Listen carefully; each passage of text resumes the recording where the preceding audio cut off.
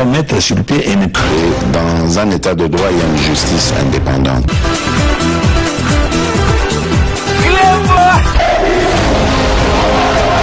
Ce n'est pas pour rien qu'il faut des conseils.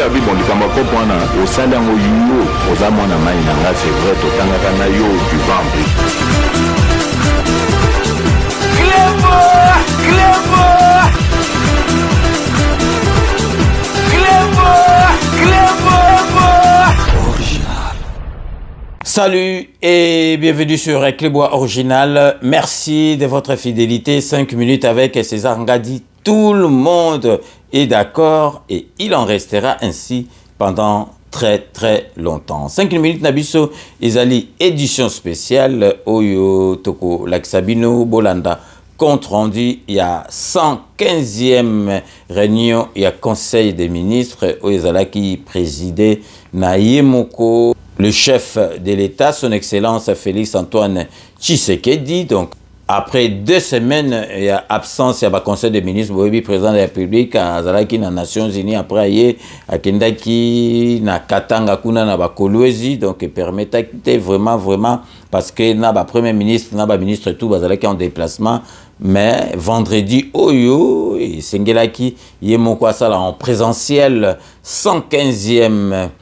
Réunion, il y a Conseil des ministres pour Boyebi et Kabila, na 18 ans, il y a Salakaka, Conseil des ministres Moko, et ça là qui 15 minutes, mais Botala, Fachi Beto, Hollande, là, dossier, il y a Makasi Yamboka, il est bien maîtrisé le dossier, donc tu commis déjà na 115e Conseil des ministres, il y a Mboka Nabiso, il y a gouvernement, il y a Mboka Nabiso, donc na Conseil des ministres Oyo. Il y a vendredi au Itikoleka, 5 points. Ils ont qui inscrit à l'ordre du jour, où il y a beaucoup découvrir en gros, la lecture, il y a compte rendu, où il y a salami, na porte-parole, il y a gouvernement, ministre, il y a communication, Patrick Mouyaya. Restez connectés sur Clébois Original pour la suite de nos programmes.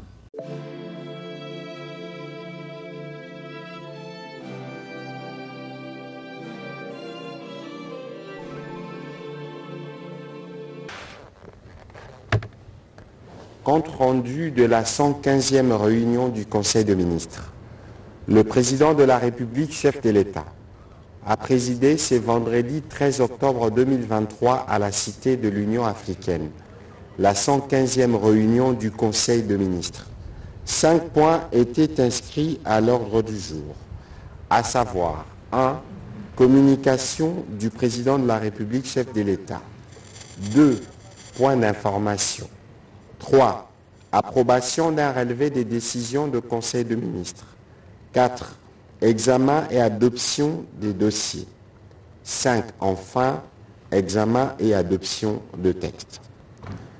La communication du président de la République, chef de l'État, portait sur 4 points principaux, à savoir 1. De sa participation à la 78e session de l'Assemblée générale de l'Organisation des Nations Unies à New York. Le président de la République a introduit sa communication par sa participation du 17 au 23 septembre 2023 à New York à la 78e session de l'Assemblée générale des Nations Unies. Cette session qui avait pour thème rétablir la confiance et raviver la solidarité mondiale, accélérer l'action menée pour réaliser le programme 2030 et les objectifs de développement durable en faveur de la paix, de la prospérité, du progrès, du développement et de la durabilité pour tous, a été l'occasion pour lui d'alerter la communauté internationale sur les différentes entraves encore présentes à la pleine réalisation des objectifs de développement durable, notamment la persistance de conflits armés, bien souvent impulsés par des intérêts malveillants de certains États et autres organisations, ainsi que par la persistance du fléau du terrorisme. À ces propos, il a rappelé l'agression à laquelle fait face notre pays, précisément dans la province du Nord Kivu par les Rwandais sous couvert du mouvement terroriste du M23, tout en réaffirmant notre position de ne leur accorder à aucun titre une quelconque discussion ou négociation. Il a aussi relevé l'incapacité manifeste de la mission d'observation des Nations Unies au Congo à mettre en œuvre son mandat et pour laquelle il a appelé à l'accélération du plan de retrait prévu initialement en décembre 2024 pour le ramener au mois de décembre 2023. Le président de la République a précisé que cette mission a également été l'occasion pour lui de rappeler à la communauté internationale, notamment au cours de ses différents échanges avec le secrétaire général de l'Organisation des Nations Unies ou encore des chefs des gouvernements du Royaume de Belgique et de l'État d'Israël, de même que lors d'un déjeuner de presse organisé qui a connu la participation des médias nationaux et internationaux, la volonté du peuple congolais de se choisir ses représentants à tous les niveaux dans les prochains jours par la voie des urnes.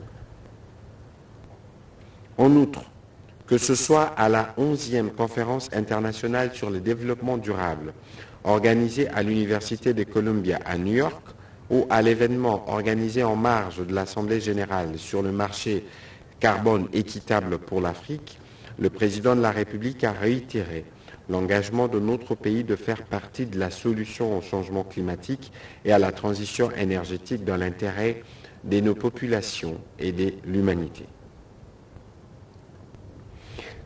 Le deuxième point de la communication du président de la République a porté sur son itinérance dans les provinces du Haut-Katanga et du Lualaba. Le président de la République est revenu sur sa mission d'itinérance qu'il a effectuée du 1er au 7 octobre 2023 dans la province du Haut-Katanga, puis celle du Lualaba, afin de s'enquérir et d'évaluer les niveaux d'exécution des politiques publiques sectorielles, notamment celles articulées à travers le programme de développement local de 145 territoires dans les domaines liés aux infrastructures, à l'éducation, à la santé, ceux relatifs à la desserte en eau et en électricité, ainsi qu'à l'industrie minière. À ces propos, il a procédé le 2 octobre 2023 à l'inauguration de l'école primaire Akili 2 dans les territoires de Kasenga, province du Haut-Katanga, après avoir présidé aux côtés de son Excellence Hakainde Hichilema, président de la République de Zambie, au lancement des travaux du pont se jetant sur la rivière Luapula et devant relier notre pays à la Zambie.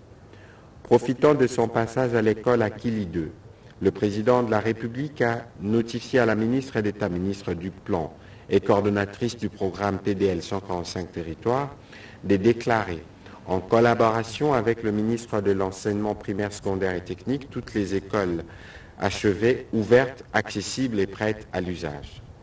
Toutes ces écoles qui ont pu sortir de terre au cours de ces 5 dernières années concourent à la mise en œuvre de ces nobles paris de l'effectivité, de la gratuité de l'enseignement de base, qui implique autant des déterminants directs tels que la construction des bâtiments, leur équipement ou encore le renforcement quantitatif et qualitatif du corps enseignant, qui est des déterminants indirects touchant au domaine social, sanitaire et énergétique notamment.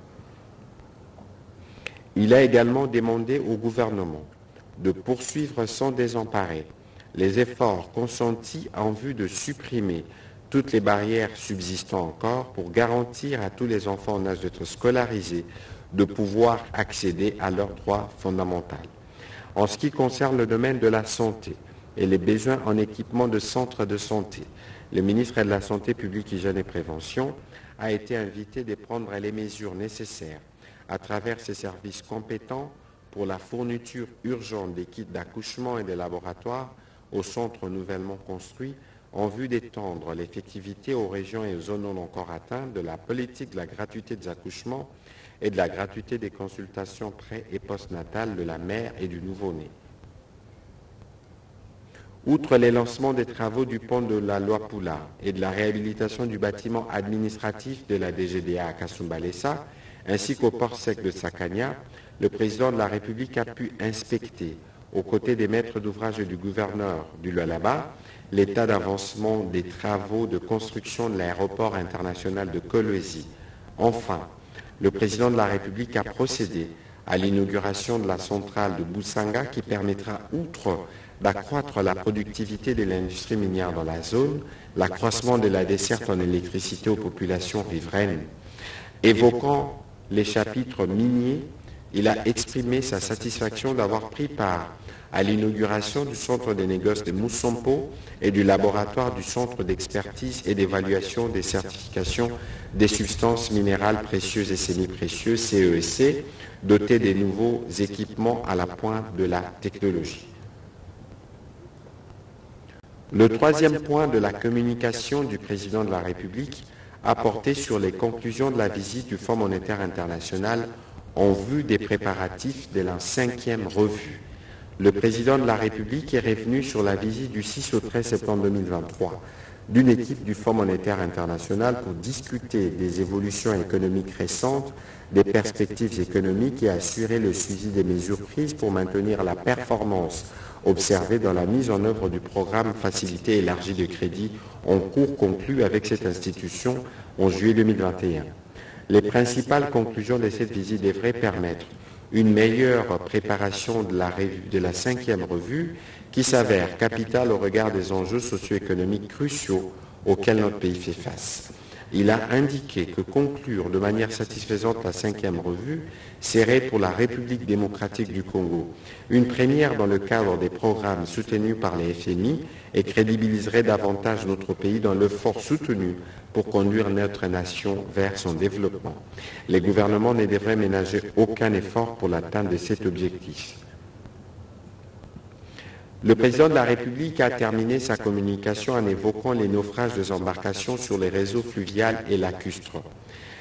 Le président de la République a engagé le gouvernement à capitaliser les fleuves Congo et les rivières comme le prolongement des routes afin de couvrir tous les territoires nationaux, d'où la nécessité de tout mettre en œuvre pour éviter des naufrages des embarcations avec des lourds bilans humains et matériels, dont les causes principales sont notamment la surcharge de passagers et des marchandises, les mauvais balisages de voies navigables, la navigation nocturne ainsi que la non-conformité des embarcations à la réglementation en la matière. Face à cette situation, il a chargé le vice-premier ministre, ministre de l'Intérieur, le vice-premier ministre, ministre de la Défense ainsi que le ministre des Transports d'élaborer un plan d'action afin de faire jouer au fleuve Congo le rôle du moteur du développement économique ainsi que des stratégies fortes au travers des différentes structures concernées pour une identification de tous les transporteurs, propriétaires des unités de navigation ainsi que l'immatriculation de toutes ces unités pour un suivi de l'état des navigabilité par les autorités fluviales, exiger à toute personne physique ou morale qui exerce une activité de transport public de voyageurs par voie fluviale ou lacustre un contrat d'assurance responsabilité civile des transporteurs maritimes, fluviaux et lacustres ou des voies de navigation intérieure tout risque, garantissant ainsi sa responsabilité civile à l'égard des passagers transportés à titre onéreux. Intervenant dans la suite de la communication du président de la République, le Premier ministre chef du gouvernement a axé sa communication sur 3 points principalement 1. L'octroi du titre de docteur honoris causa au président de la République. C'est avec grande joie et satisfaction, a-t-il déclaré, que le gouvernement a accueilli la récompense du titre de docteur honoris causa, décerné le jeudi 12 octobre 2023 par la prestigieuse Université de Kinshasa au président de la République. Ce titre honorifique lui est décerné en raison de sa distinction dans de nombreuses réalisations depuis son accession à la magistrature suprême il y a 4 ans et demi, tant sur le plan sécuritaire, économico-financier, social et environnemental. Le lauréat du jour a su démontrer aux yeux du monde et de son peuple son courage et sa détermination qui s'est traduite par des performances remarquables, notamment le maintien de l'intégrité territoriale de notre pays et la préservation de son unité, les relèvements significatifs du budget de l'État et du produit intérieur brut, l'amélioration du climat des affaires par la lutte acharnée contre la corruption et le blanchiment de capitaux, l'imposition d'un modèle de résilience rendant la terre congolaise attractive pour les investissements, la mise en œuvre de la gratuité de l'enseignement de la maternité, le positionnement de la RDC comme pays solution à tous les problèmes environnementaux qui guettent notre planète.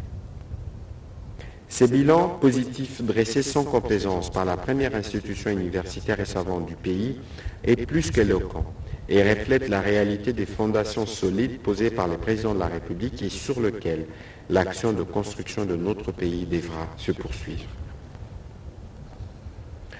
Le deuxième point de la communication du Premier ministre a porté sur la diversification de l'économie nationale, faisant référence au forum agri-business tenu récemment.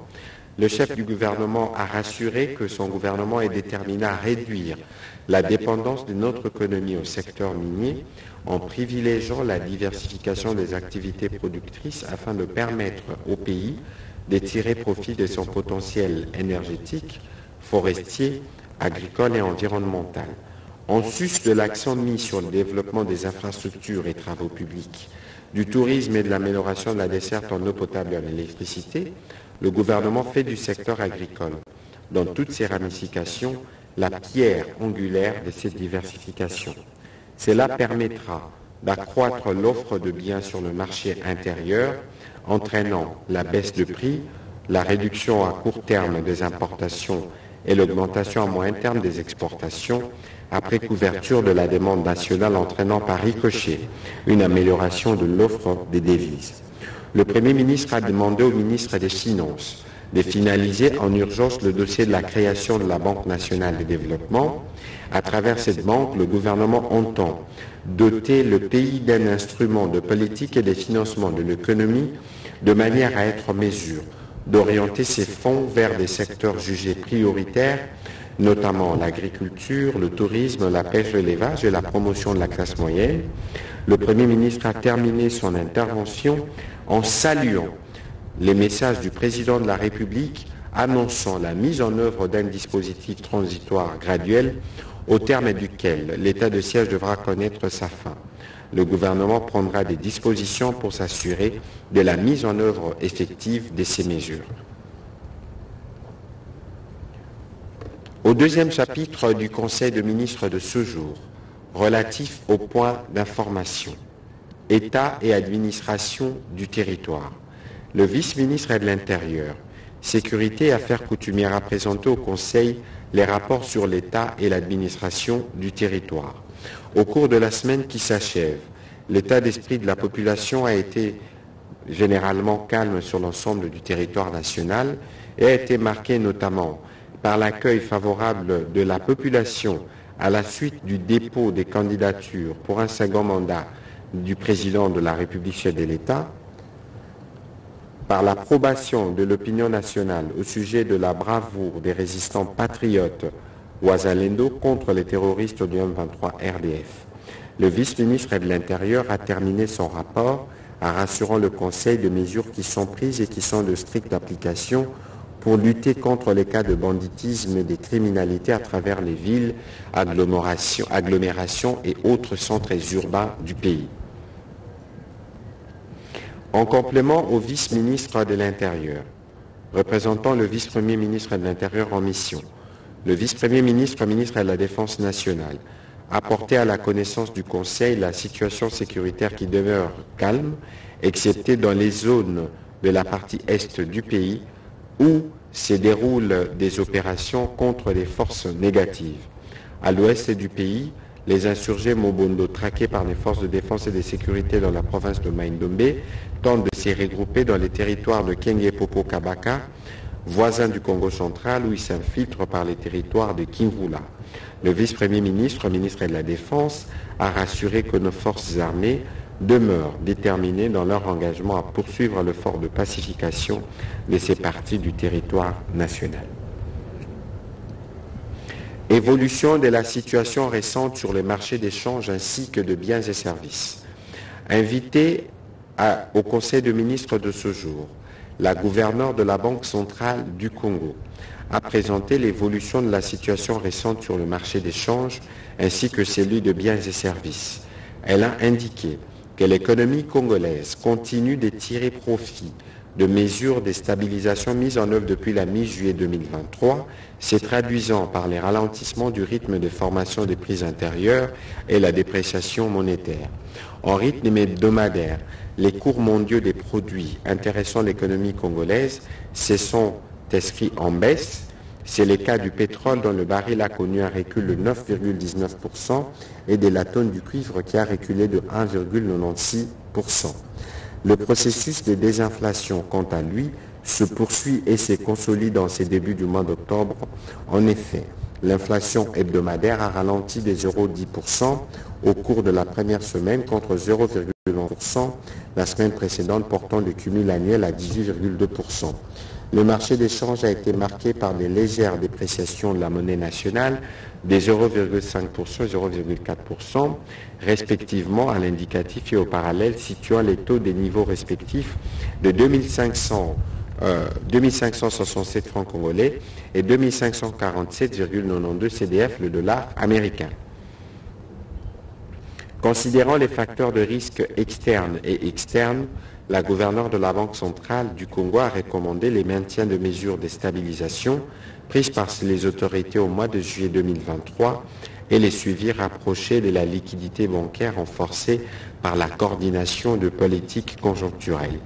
Le Conseil a pris acte de cette note d'information. Toujours sur ces chapitres de points d'information. Conclusion des travaux de la commission paritaire gouvernement intersyndical national de l'administration publique.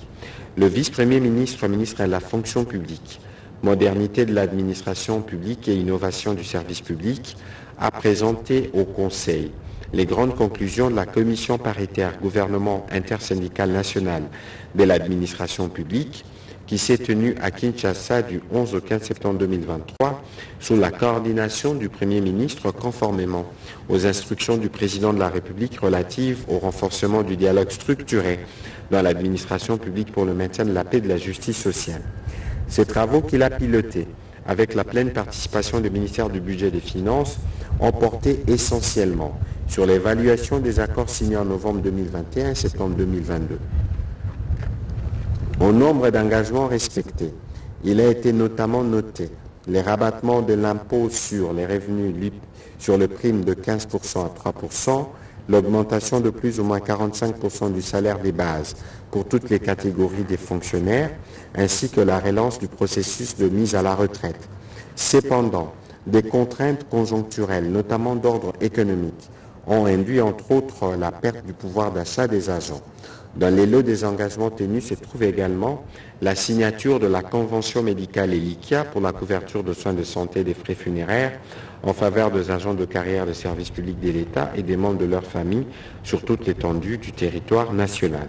Au regard de ce qui précède, au vu des forces et faiblesses relevées et dans le but de dresser ensemble les caps pour un avenir prometteur de paix et de tranquillité dans l'administration publique, les partis ont convenu de souscrire aux engagements réciproques susceptibles de répondre à leurs attentes légitimes. Le Conseil a pris acte de cette note d'information. Situation du contentieux de la République démocratique du Congo. La ministre d'État, ministre de la Justice et garde des Sceaux, a fait le point de quelques procédures impliquant la République démocratique du Congo, procédures pendantes devant les instances internationales. Il s'agit notamment a. des dossiers initiés contre la République démocratique du Congo par Afriland et consorts, par AVZ International et consorts, par les cabinets Centurion Le Groupe et par la société FG Hémisphère. Dossier initié par la République démocratique du Congo. À ce sujet, la ministre d'État, ministre de la Justice et garde des Sceaux a évoqué les dépôts au mois de mai 2023 d'une plainte à la Cour pénale internationale contre les auteurs de crimes de guerre, des crimes contre l'humanité, autres crimes commis par les éléments de forces armées du Rwanda qui opèrent sur les territoires congolais en complicité avec le groupe terroriste du M23. Pour cette cause, la Cour pénale internationale a déjà institué une chambre préliminaire en vue de l'examen de la requête. Elle a également signalé les dépôts au courant du mois d'août 2023 devant la Cour africaine des droits de l'homme et des peuples d'une requête relative à des violations graves et massives des droits de l'homme commises par le Rwanda. La ministre d'État, ministre de la Justice et garde des Sceaux a souligné les dépôts au courant de septembre 2023 devant la Cour de justice d'Afrique de l'Est d'une requête relative à l'interprétation et à l'application du traité de l'établissement de la Communauté d'Afrique de l'Est et autres instruments juridiques pertinents résultant des violations graves et répétées par le Rwanda des 10 instruments. Les conseils a pris acte de cette note d'information. Mécanismes et stratégies d'amélioration de la qualité de l'enseignement. Le ministre de l'Enseignement primaire, secondaire et technique a présenté au Conseil la note d'information relative aux mécanismes et stratégies d'amélioration de la qualité de l'enseignement. Ce faisant, il a commencé par rappeler la gratuité de l'enseignement de base étant une réalité, le gouvernement s'attelle sur d'autres questions tendant à contribuer à l'amélioration de la qualité de l'enseignement en République démocratique du Congo. C'est en cet ordre qu'a évoqué les actions faramineuses, entre autres la rétention des enseignants dans les écoles pendant la période de la paye. Cette action va consister, avec la collaboration du comité de suivi de la paye, à amener d'une part les banques à s'implanter dans les territoires ou à organiser des guichets avancés suivant la cartographie des établissements scolaires proposée par la Direction nationale de contrôle de la préparation de la paye et de la maîtrise des effectifs des enseignants et du personnel administratif des établissements d'INACOP, afin d'éviter aux enseignants de parcourir de longues distances pour se rendre au lieu de paiement de leur salaire, abandonnant parfois les élèves et les enseignements plusieurs jours durant, et d'autre part à délocaliser la paye dans les territoires à accès difficile pour la confier aux comptables d'État. La mise en place des écoles officielles des références dans chaque province, l'amélioration de la qualité de l'enseignement passe également par l'amélioration substantielle des conditions des apprentissages, la réhabilitation et l'équipement des écoles existantes et la construction des nouvelles écoles à travers le pays permettront la création des écoles officielles de référence avec une capacité d'accueil d'au moins 2000 élèves. Ces établissements scolaires bénéficieront de bâtiments modernes, des équipements à la pointe de l'évolution de nouvelles technologies, des ateliers et laboratoires équipés, des installations sportives, internats, frais de fonctionnement et salaires préférentiels et où les élèves seront recrutés sur concours. Au nombre de stratégies figurent également les recrutements des enseignants sur concours, la construction à travers le pays des écoles des formations de maîtres et la poursuite de la campagne d'octroi des bancs aux écoles. Les conseils ont pris acte de cette note d'information. Deux notes d'information relatives au secteur du numérique. Le ministre du Numérique a présenté deux notes d'information aux membres du Conseil. La première étant relative à l'acquisition de la plateforme gouvernementale des gestions intégrées des visas électroniques pour la République démocratique du Congo, e-Visa et e-Tourisme, et la seconde à l'état d'avancement du projet intranet du gouvernement. S'agissant de la première, le ministre du Numérique a indiqué que cette plateforme e-Visa, que notre pays s'apprête à acquérir à travers le ministère des Affaires étrangères, de l'Intérieur, Sécurité, Affaires coutumières et du Numérique, est une solution qui donne accès à tout demandeur de visa désirant d'entrer en République démocratique du Congo, de faire sa demande à partir de n'importe quel endroit du monde où il se trouve. Cette solution technologique aussi innovante qu'intelligente permettra au gouvernement d'assurer numériquement la gestion des visas, c'est-à-dire la création et l'exploitation automatique de visas en ligne par nos 61 missions diplomatiques et postes consulaires à travers le monde. Aussi, le gouvernement trouvera un juste équilibre entre la facilité d'entrée dans les pays et la garantie que les risques de sécurité sont identifiés et bien gérés. Le ministre du Numérique a rassuré que son département coordonne actuellement les travaux relatifs à ce projet, supervise son développement et veille sur la mise en production de la dite plateforme en collaboration avec le ministère concerné. Il a sollicité l'accompagnement du gouvernement pour parvenir à matérialiser la volonté du chef de l'État de doter notre pays d'un système de visas électroniques. Au sujet de la deuxième note d'information, il a tenu à informer les conseils que plusieurs services publics sont déjà opérationnels et d'autres envoient des lettres à travers l'intranet. Le Conseil a pris acte de ces notes d'information. Bien avant de boucler cette partie consacrée aux notes d'information, le ministre des Hydrocarbures a informé les conseils des discussions en cours avec les pétroliers pour garantir l'approvisionnement du pays en produits pétroliers, leur permettre de renouveler leurs stocks et contenir le prix sur le marché. Il a obtenu du gouvernement l'assurance de l'accompagnement des discussions en cours avec les secteurs bancaires au sujet des pertes et manques à gagner. De son côté, le ministre de Transport, Voies des Communications et des Désenclavements a planché sur le dossier relatif à la grève de transporteurs. Considérant l'évolution des échanges, il a plaidé pour une réunion multipartite avec les ministères concernés pour trouver une issue aux revendications de cette catégorie professionnelle. Le Conseil a pris acte de ces notes d'information.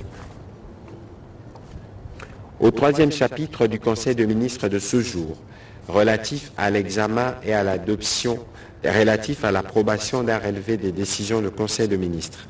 Le Conseil de ministres a adopté les relevés des décisions prises lors de la 14e réunion du Conseil de ministres tenue le vendredi 22 septembre 2023.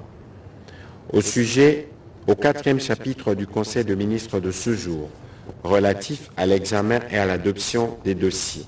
Un dossier portant sur la stratégie nationale de vulgarisation de la loi organique portant protection et promotion des droits de la personne vivant avec handicap.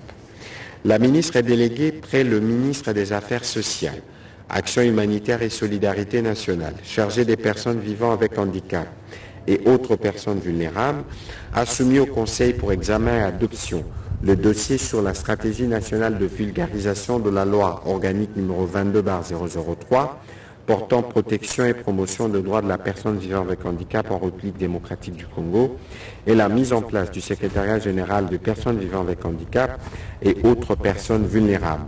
Elle a brossé les contours de la campagne électorale, de la campagne nationale de vulgarisation de son dispositif légal et réglementaire qui sera bientôt lancé et dont la connaissance par les acteurs, tant publics que privés, devient plus qu'une nécessité afin de faciliter son application et appropriation. L'objectif général poursuivi étant de contribuer à l'inclusion sociale des personnes vivant avec handicap en République démocratique du Congo. Le Conseil a, après débat et délibération, adopté ces dossiers. Au dernier chapitre du Conseil de ministres de ce jour, relatif à l'examen et à l'adoption des textes. 4 textes. Premier texte, projet de convention à conclure entre le gouvernement et Activa Assurance RDC et Activa Vie RDC. Le vice-ministre de l'Intérieur a soumis au Conseil le projet de convention à conclure entre le gouvernement de la République démocratique du Congo et Activa Assurance. Il couvre l'assurance maladie, l'invalidité permanente, les décès et diverses prestations. Ce projet permettra au gouvernement d'un côté d'améliorer considérablement les conditions socio-médicales de militaires, policiers et leurs dépendants et de l'autre côté, il procédera à la modernisation des établissements hospitaliers de nos forces de défense et de sécurité par un apport substantiel en termes d'équipements et des médicaments. Après débat et délibération, ce projet de convention a été envoyé en commission interministérielle pour approfondissement. La ministre d'État, ministre de la Justice, a présenté au Conseil le projet de loi portant autorisation de la prorogation de l'état de siège. La ministre d'État, ministre de la Justice, a soumis au Conseil le projet de loi autorisant la prorogation de l'état de siège dans les provinces de l'Ituri et du Nord Kivu pour une période de 15 jours prenant cours le 14 octobre 2023. Après débat et délibération, le Conseil a adopté ce projet de loi. La vice-ministre des Finances a présenté au Conseil le projet de décret fixant les procédures de paiement et de comptabilité de la dépense publique. Ce projet a l'avantage de clarifier à l'attention du comptable public la manière dont une dépense publique doit être payée et comptabilisée. Il s'applique aux opérations financières du pouvoir central, des provinces et des entités territoriales décentralisées. La vice-ministre des Finances a conclu en précisant que cette réforme s'inscrit dans le cadre du processus de déconcentration de l'ordonnancement, au travers duquel le ministre sectoriel, disposant désormais du pouvoir d'engager, de liquider, d'ordonnancer les dépenses, devra interagir avec les comptables assignataires des dépenses de son ministère. Après débat et délibération, ce projet de décret a été adopté. La ministre de la Culture, Arts et Patrimoine a quant à elle soumis à l'approbation du Conseil les projets de loi autorisant la ratification par la République démocratique du Congo du deuxième protocole de 1999 relatif à la Convention de la Haye de 1954 pour la protection des biens culturels en cas de conflit armé. Ces textes apportent des compléments à un certain nombre d'aspects juridiques, militaires et techniques essentiels à la protection du patrimoine culturel. Ils renforcent plusieurs dispositions de la Convention de 1954 sur la sauvegarde, le respect des biens culturels et la conduite des hostilités. Il crée un système fondamentalement nouveau des protections de biens culturels, dénommé la protection renforcée, tout en prévoyant un fonds pour la protection de ces biens. Après débat et délibération, ce projet de loi a été adopté. Commencé à 14h15. La réunion du Conseil des ministres a pris fin à 19h44. Je vous remercie.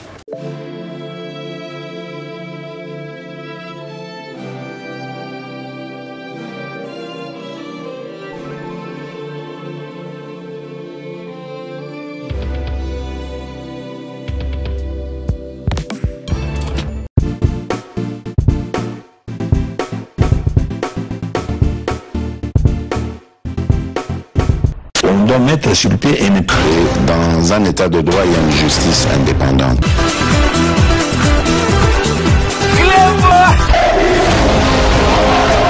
Ce n'est pas pour rien qu'il faut des conseils. C'est vrai,